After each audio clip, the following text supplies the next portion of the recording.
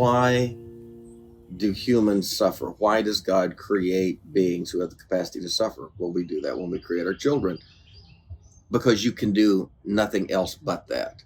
God could not create another God. The very fact that God was creating something made that less than God. It's at least the creation of God. It's of the essence of God, but it's not on the level with God. Just like when my parents created me, people say, well, when I see you, I see Steve and Shirley Mitchell. No, you don't. You see genetics that look like them. In other words, I have the essence of them, but I'm not them. So when God created us, to create us in the image of God means that we were created with the essence of God, but we're not God. We're other than God. God's the one that created. We're other than that. But what do we do with human life when we create children? We give them the essence of humanity. We don't replicate ourselves, but we give them the essence. And a part of that essence is that psychological wanderlust, that desire to look up. And I used to tease about Nina. By the time she was 6 months old, you could tell she crawled into every room looking up to see what her options were. And her wanderlust exceeded her equilibrium, or her capacity to sustain, because she was always climbing up things, then falling off and hurting herself. That is the zest for life. That's that wanderlust that we're fired into life with. That's the image of God that makes us curious and courageous and loving and explorative. So God created less than God, put the image and the essence of God in us that causes us to go out exploring and incurring the wounds that come with that exploration, but all the while, little by little, like a child, growing into the equilibrium that can sustain that fire of life. That's what we do with our kids. We hope we get them through the emergency rooms and the breakups and the heartbreaks and all the psychological and physiological wounds. And we hope that their equilibrium finally gets to a place that it can sustain. In other words, we fire the car out of the uterine engine with 900 horsepower, but it doesn't have the chassis and the suspension and the braking, and it grows into the chassis that can handle the horsepower over time. Does that work with a 21st century, first world kind of a mind, but does that same thing tease out when we're talking about Africa and we're talking about extreme poverty and bloated bellies of babies? Is it that same? I think all you're talking about is just because in Williamson County, where I live, which is the opposite of the bloated bellies, kids are still dying of cancer. Right. So people are still, children are still dying at the hands of drunk drivers. Children are still being sexually abused. So you're not talking about their suffering in one place and no suffering in the other place. It's just the amount of suffering is greater. The intensity of suffering may be greater, but there's suffering everywhere. So the question that would be posed is creation, or is this universe, is it a creation?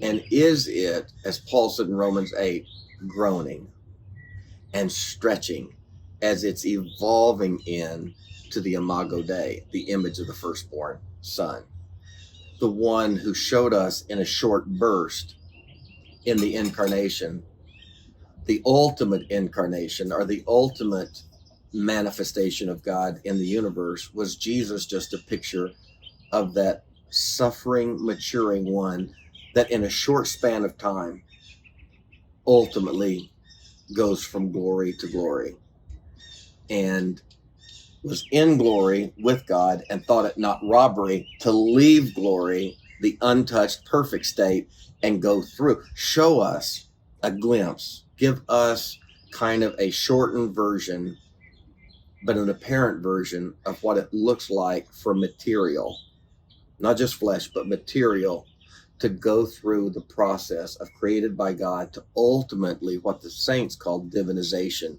and that is a return to the full glory of God. But for God to share that glory with anything else, it's just with anything else or anyone else, it's just like parents. We cannot create a fully developed child.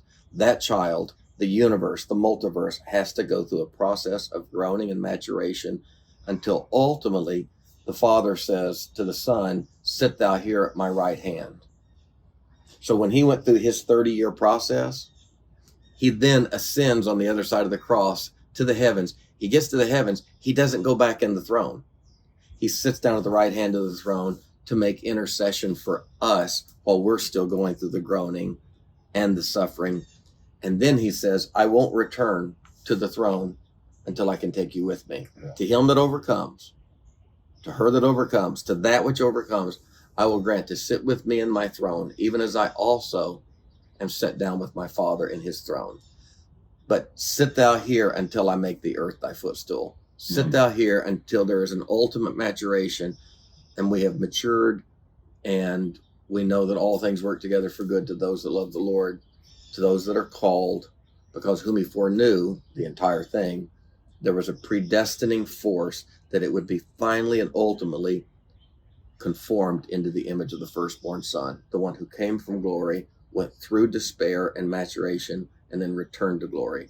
So the Christian message actually at its most mature gives us the idea of a God who wanted to share, but could not share except that God shared with another. And to create another automatically puts it in a process of being less than, but also infuses it with a hope that eventual maturation will bring it to an equivalent place.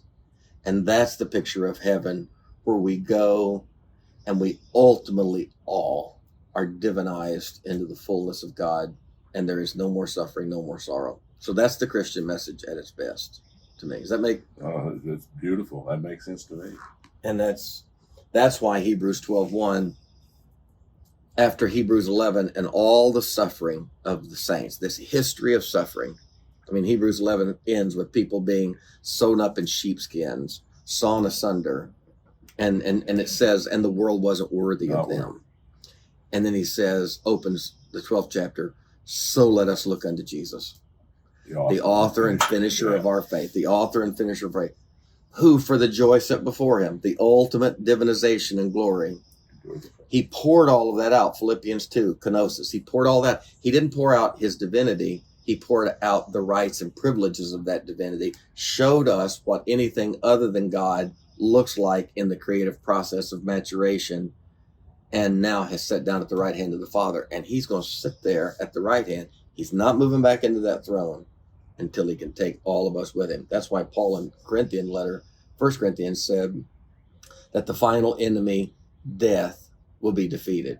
And when the final enemy, death, the ultimate suffering, when the ultimate enemy of non-existence, when the suffering has got so great that you are just terminated, even that enemy is going to be defeated. And when that enemy is defeated, then the one sitting at the right hand, the ultimate human, the ultimate matter, Jesus, he is going to take the ultimate victory.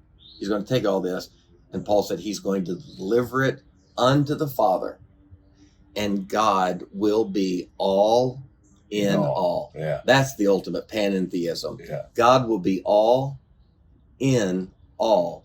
So God all means God is just by God's self. God all in all means that God decided to have a child, and that's called creation. And now God's not just all, but God is all in all. And we now share in that glory. That's awesome. That I can still believe. I mean, too. I love that. That's beautiful. What do you think, James? I think it's wonderful. I love it. I think we've got everybody church for tonight.